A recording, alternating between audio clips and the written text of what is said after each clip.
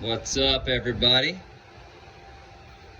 We'll have a little tech video to explain the suspension setup that we offer versus what's out there on the market. Now, this is a double triangulated 4-link. So that means you have 4 links connected to your axle. So if you're running like a 3-link that's out there available, you're gonna have only 1 link up there. Okay, just picture it.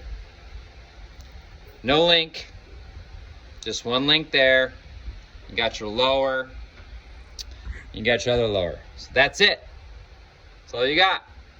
Then you're required to have a track bar, they call it. So the bar is gonna come across here and connect here to your frame. That's what holds your whole axle and truck together on that one bar, which they call a track bar. So it tracks right.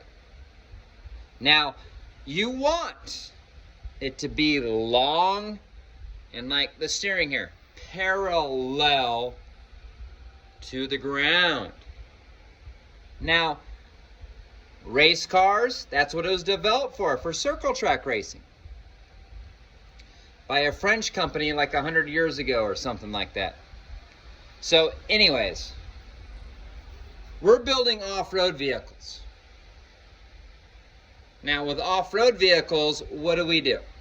We give it a lift. We need clearance. We're gonna articulate. You will never, ever have that track bar parallel to the ground. So what happens? You get side to side movements. You get rubbing issues. Things hit each other. Understeer, oversteer, but only on one side. If the bracket over here of the track bar, and it comes down to over here the passenger side.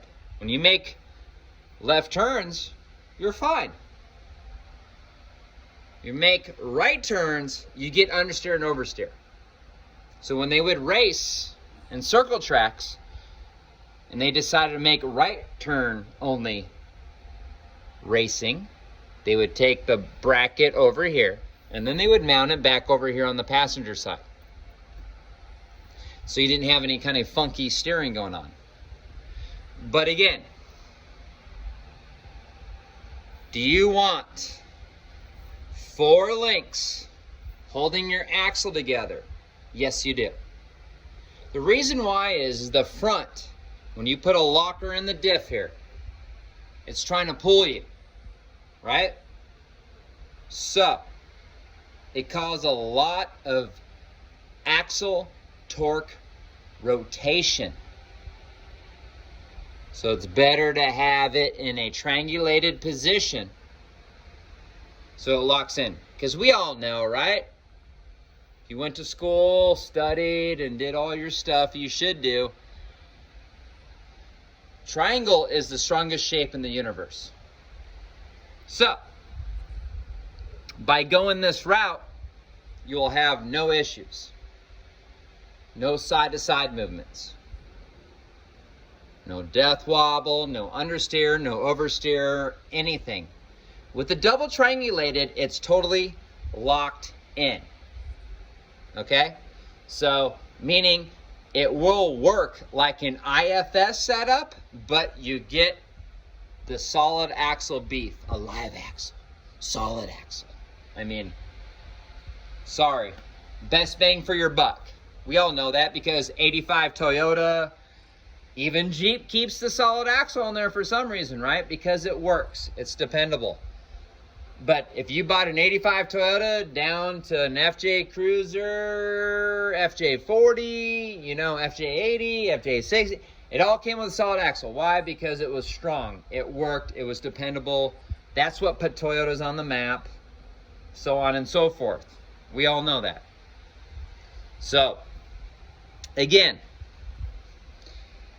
Even if you went with a track bar setup, you can't have it sit as low unless you do lots of modification to the frame and to everything else.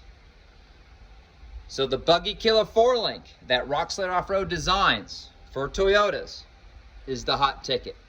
We also do the same design on Jeeps. And we're going to start producing it for Ford Broncos too. And guess what? Ford Ranger 4-door, the little pickup trucks and all that. So if you want a superior suspension system with lots of wheel travel, with no funkiness driving around, no understeer or oversteer or whatever you want to call it, and you have 2 upper links here to control the axle torque rotation without any failure, this is the setup to go with.